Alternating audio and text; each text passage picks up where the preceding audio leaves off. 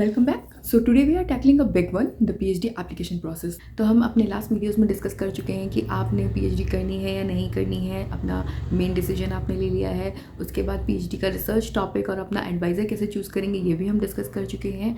तो अब नेक्स्ट आता है कि पीएचडी का एप्लीकेशन प्रोसेस क्या होना चाहिए। तो पीएचडी का एप्लीकेशन प्रोसेस जो होता है वो, हाँ, आप इंडिया में अप्लाई कर रहे हैं या फॉरेन यूनिवर्सिटी में अप्लाई कर रहे हैं तो थोड़ा सा ओवरवेलमिंग होता है, बट ठीक है। इतना ज़्यादा स्ट्रेस लेने की ज़रूरत नहीं है। अगर आप उसे छोटे छोटे स्टेप्स में डिवाइड कर लेंगे तो आपके लिए प्रोसेस थोड़ा सा ईजी हो जाएगा। तो यहाँ पर हम इस वीडियो में यही टॉपिक डिस्कस करने वाले हैं और इसको 3 सेक्शन में डिवाइड करेंगे। तो सबसे पहले हम डिस्कस करेंगे कि पीएचडी के एप्लीकेशन प्रोसेस का मटेरियल है वो हमें क्या क्या चीज़ें चाहिए होती हैं और किस तरह से प्रिपेयर करनी है। देन उसके बाद हम डिस्कस करेंगे कि हमें अपने लिए सही प्रोग्राम कैसे चूज़ करना है, यूनिवर्सिटी कैसे चूज़ करनी है, और एंड में हम डिस्कस करेंगे कि हमें इंटरव्यू प्रोसेस के लिए किस तरह से खुद को प्रिपेयर करना है। तो ये 3 सेक्शन में ब्रीफ में हम डिस्कस करेंगे कि किस तरह से हमें पीएचडी का एप्लीकेशन प्रोसेस फॉलो करना है। तो सबसे पहले हम डिस्कस करते हैं कि पीएचडी के एप्लीकेशन प्रोसेस के लिए हमें क्या क्या मटेरियल चाहिए और किस तरह से उसे प्रिपेयर करना है। तो सबसे पहले आपको चाहिए एक सीवी के अलावा आपको चाहिए statement of purpose and later of recommendation. तो ये 3 चीज़ें हैं जो बहुत ज़रूरी हैं आपके पीएचडी एप्लीकेशन के लिए। तो सीवी आप सबको पता ही होगा, सीवी कैसे प्रिपेयर करना है। सीवी में आपने अपने रिसर्च एक्सपीरियंस बताने हैं, प्लस आपने अगर कोई कॉन्फ्रेंस अटेंड करी है तो उसके बारे में मेंशन करना है। अगर आपने कोई रिसर्च से रिलेटेड कोई वर्कशॉप की है, कोई कॉन्फ्रेंस में अपना पेपर प्रेजेंट किया है, पोस्टर प्रेजेंट किया है, तो आप उसको भी मेंशन कर सकते हैं। कोई रिसर्च से रिलेटेड आपने कोर्स किए हैं ऑनलाइन या ऑफलाइन, या फिर कुछ रिसर्च से रिलेटेड जो भी किया है जो आपके पीएचडी एप्लीकेशन में आपको लगता है कि हेल्पफुल है, तो आप उसमें मेंशन कर सकते हैं। उसके अलावा आप नॉर्मल जैसे आप अपना रिज्यूमे रेडी करते हैं उसी तरह से प्रिपेयर करना है। तो नेक्स्ट हमने क्या करना है कि statement of purpose. Statement of purpose क्या है, उसमें आपने एक स्टोरी काइंड ऑफ आपने लिखनी है कि आप पर्टिकुलर टॉपिक में रिसर्च क्यों करना चाहते हैं, कहाँ से आपको इंटरेस्ट आया, और आगे आप किस तरह से मतलब इस फील्ड में अपने आप को फ्यूचर में कहाँ देखते हैं। स्टेटमेंट ऑफ पर्पस का क्या मोटिव होता है कि जब पीएचडी के लिए एप्लीकेशन अलग अलग यूनिवर्सिटी में अलग अलग एडवाइज़र के पास बहुत सारे एप्लीकेशन आते हैं, तो आपका एप्लीकेशन जो है वो स्टैंड आउट किस चीज़ से करेगा, आपके स्टेटमेंट ऑफ पर्पस से। तो स्टेटमेंट ऑफ पर्पस इसलिए बहुत इंपॉर्टेंट होता है। हो सकता है आपकी स्टोरी बहुत सिंपल हो, बट हाँ, उसको थोड़ा सा कनेक्टिंग वे में अगर आप लिखेंगे कि आपके रिसर्च से किस तरह कनेक्ट हो रही है वो, और फ्यूचर में आप क्या क्या करना चाहते हैं, मतलब इंप्रेसिव वे में आपने अपनी स्टोरी बतानी है, रिसर्च स्टोरी कि पास्ट में आपने ये किया और ये कैसे कैसे फ्यूचर में आपके रिसर्च टॉपिक से रिलेवेंट है। सपोज आपका पास्ट का रिसर्च एक्सपीरियंस उस तरीके का नहीं है जिस तरीके का आप फ्यूचर में करना चाहते हैं, बट हाँ, कहीं ना कहीं कनेक्शन होगा कि क्यों आपने, सपोज आप फिजिक्स के किसी टॉपिक में करना चाहते हैं, आप ऑप्टिक्स में करना चाहते थे, बट आपने क्वांटम चूज़ कर ली, या फिर आप क्वांटम कर रहे थे आप ऑप्टिक्स में चले गए, तो उसके पीछे क्या रीज़न था। तो अगर आप उसको थोड़ा स्टोरी टेलिंग वे में अच्छे से डिफाइन करेंगे अपने एसओपी में, तो कई बार क्या होता है, उसकी वजह से क्या होता है कि आपसे बहुत ज़्यादा परसेंटेज अगर ज़्यादा भी है किसी स्टूडेंट की, बट आपका जो एसओपी है वो बहुत स्ट्रांग है, उसमें स्टोरी जो है वो बहुत इंप्रेसिव है, तो आपके सिलेक्शन के चांसेस बढ़ जाते हैं। उसके अलावा थर्ड जो हमारा है लेटर ऑफ रिकमेंडेशन। ये आपके यूनिवर्सिटी मास्टर लेवल पे या ग्रेजुएशन लेवल पे जो भी आपके प्रोफेसर्स रहे होंगे जिन्होंने आपको पढ़ाया होगा,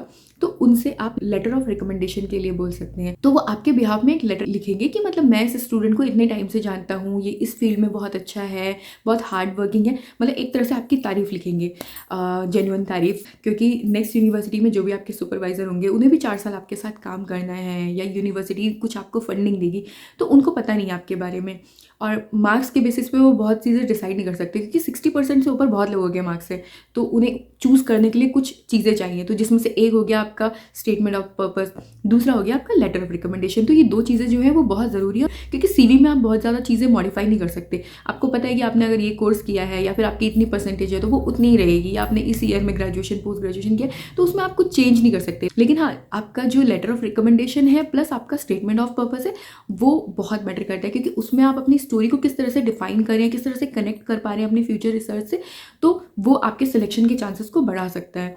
आपने जहाँ से भी मास्टर्स किया होगा, ग्रेजुएशन किया होगा, काफ़ी अच्छे प्रोफेसर्स रहे होंगे, तो उसमें से जो भी आपके सीनियर पोजीशन पे जो प्रोफेसर्स हैं जिनके साथ आपकी बॉन्डिंग अच्छी है, जो आपको जानते हैं अच्छे से, तो उनसे आप लेटर ऑफ रिकमेंडेशन के लिए बोल सकते हैं। कई बार आपके प्रोफेसर्स के पास बहुत ज़्यादा टाइम नहीं होता है कि वो आपके लिए लेटर ऑफ रिकमेंडेशन लिखें, क्योंकि वो ऑलरेडी अपने बहुत सारे टास्क में बिजी होते हैं और वो आपकी हर चीज़ के बारे में नहीं जानते, तो वो आपको बोल सकते हैं कि आप अपने लिए एक लेटर ऑफ रिकमेंडेशन लिख लीजिए। तो आप उसमें से अपने लिए एक well defined letter of recommendation लिखिए, और अपने बारे में मेंशन कीजिए, जो भी आपके इंटरेस्ट है, मतलब इस तरह से लिखिए कि आपके प्रोफेसर्स आपके बारे में बता रहे हैं। फिर आपके प्रोफेसर उसको कई बार रिव्यू करेंगे, उन्हें लगेंगी अगर हाँ ये जेन्युइन चीज़ें हैं और ये बच्चे में ये चीज़ें हैं, इसका इस चीज़ में इंटरेस्ट है, तो वो उसमें अपना सिग्नेचर करके अप्रूव कर देते हैं, मतलब एक तरह से जाएगा उन्हीं की तरफ से। बट हाँ, कई बार उनके पास टाइम नहीं होता तो वो अपने स्टूडेंट को बोलते हैं कि आप अपने लिए एक लेटर ऑफ रिकमेंडेशन लिख लीजिए और हम देख लेंगे, हमारे पास इतना ज़्यादा टाइम है नहीं कि हम तुम्हारे लिए पूरा लेटर ऑफ रिकमेंडेशन प्रिपेयर करें। तो आप उन्हें एक सैम्पल के तौर पर एक अपने पास से लिख के भेज सकते हैं। अगर उन्हें उसमें से कुछ लाइन्स रिमूव करनी होंगी या कुछ ऐड ऑन करनी होगी तो वो इतना कर देंगे। तो हाँ, लेटर ऑफ रिकमेंडेशन भी कई बार आप ही को प्रिपेयर करना पड़ सकता है और एसओपी तो आपने ही प्रिपेयर करना है। तो ये 2 चीज़ें आपने बहुत अच्छे से बनानी है क्योंकि इसका बहुत ज़्यादा इफेक्ट आने वाला है आपके पीएचडी एप्लीकेशन पे। अब हमारा सीवी प्रिपेयर हो गया, एसओपी प्रिपेयर हो गया, statement of purpose and LOR letter of recommendation हमारा प्रिपेयर हो गया। इसके बाद क्या करना है, अपने लिए सही प्रोग्राम चूज़ करना है, यूनिवर्सिटी चूज़ करनी है। तो सही प्रोग्राम और यूनिवर्सिटी चूज़ किस तरह से करेंगे, सेकंड लेक्चर में आपने देखा होगा कि आपने अपना broad area of research choose किया होगा, तो आपका टॉपिक आपको पता है। अब आपने देखना है कि डिफरेंट यूनिवर्सिटीज़ में कहाँ कहाँ आपके टॉपिक पे काम हो रहा है, उसमें से कौन कौन से प्रोफेसर्स आपके टॉपिक पे काम कर रहे हैं, उन प्रोफेसर्स का बैकग्राउंड क्या है। तो आपने एडवाइज़र भी हमने पहले ऑलरेडी डिस्कस कर चुके हैं, हमारा रिसर्च टॉपिक भी डिसाइड है।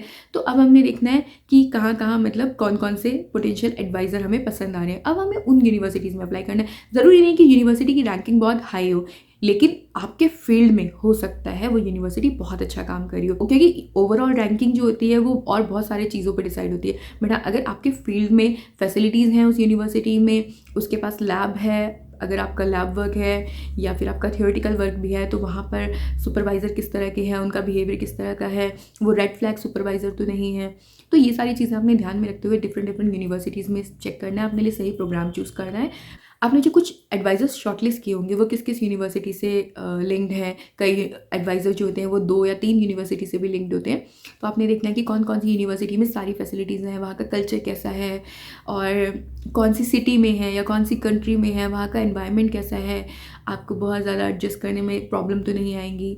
ये सारी चीज़ें ध्यान में रखते हुए आप अपने लिए यूनिवर्सिटी और सही प्रोग्राम चूज़ करेंगे। हो सकता है किसी यूनिवर्सिटी की रैंकिंग दूसरी यूनिवर्सिटी से लो हो, बट आपके टॉपिक में उसमें बहुत अच्छा काम हो रहा हो कंपैरेटिव टू जिस यूनिवर्सिटी की रैंकिंग हाई है।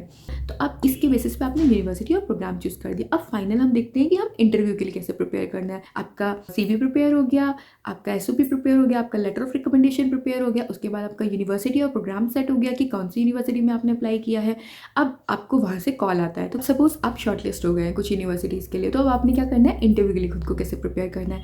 इंटरव्यू के लिए प्रिपेयर करने के लिए आपको पहले पूरा प्रोसेस पता होना चाहिए। डिफरेंट यूनिवर्सिटी में डिफरेंट प्रोसेस होता है, किसी में 1-2 राउंड होते हैं, किसी में 3 राउंड होते हैं, किसी में एचआर राउंड फाइनल राउंड होता है, किसी में एचआर राउंड फर्स्ट राउंड होता है और किसी में 2 बार भी होता है।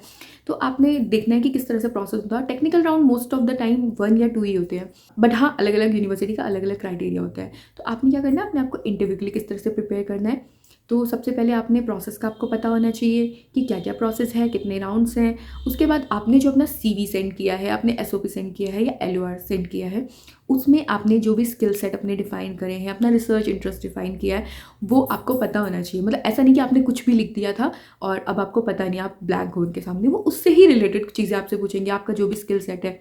उसके अलावा आपकी प्रॉब्लम सॉल्विंग स्किल्स देखेंगे। मेनली आपके इंटरव्यूअर का जो फोकस रहेगा वो रहेगा आपके रिसर्च इंटरेस्ट पे, कि आप क्यों पर्टिकुलर टॉपिक पे रिसर्च करना चाहते हो, फ्यूचर में आप खुद को कहाँ देखते हो, आप लॉन्ग टर्म रिसर्च करना चाहते हो या शॉर्ट टर्म रिसर्च करना चाहते हो, मतलब इस फील्ड में आफ्टर पीएचडी आप क्या करना चाहते हो। तो वो ये सारे क्वेश्चंस आपसे पूछेंगे कि आपका इंटरेस्ट किस तरह से डेवलप हुआ। तो बेसिकली आपने अपना सीवी, अपना लेटर ऑफ रिकमेंडेशन और अपना एसओपी, उसके बारे में आपको अच्छे से पता होना चाहिए कि आपने क्या क्या लिखा है, और वो सब जेन्युइन होगा तो आपको ईजी रहेगा इंटरव्यू प्रोसेस के टाइम पे। प्लस आपका जो भी रिसर्च इंटरेस्ट है उससे रिलेटेड क्वेश्चंस आएंगे, तो बहुत ज़्यादा ऐसे डिफ़िकल्ट नहीं होता है। बट अगर आपका जेन्युइन एप्लीकेशन है, क्योंकि अगर आपने कुछ भी उसमें फेक लिखा है तो हाँ आपको उसको क्लियर करने में थोड़ी प्रॉब्लम आ सकती है। बट हाँ अगर आप ऑथेंटिक हैं, जेन्युइन हैं, आपने चीज़ें टू द पॉइंट मेंशन करी हैं, बहुत ज़्यादा कुछ इस तरह से नहीं लिखा है जिसको आपको जस्टिफाई करने में दिक्कत हो, तो बेसिकली वो ईजी और सिंपल चीज़ें पूछते हैं और ईजी रहता है प्रोसेस। तो आपने अगर फर्स्ट जो स्टेप था हमारे पीएचडी एप्लीकेशन प्रोसेस का, अगर वो आपने अच्छे से करा है तो आपको बाकी के प्रोसेस जो है वो ईजी पड़ने वाले हैं।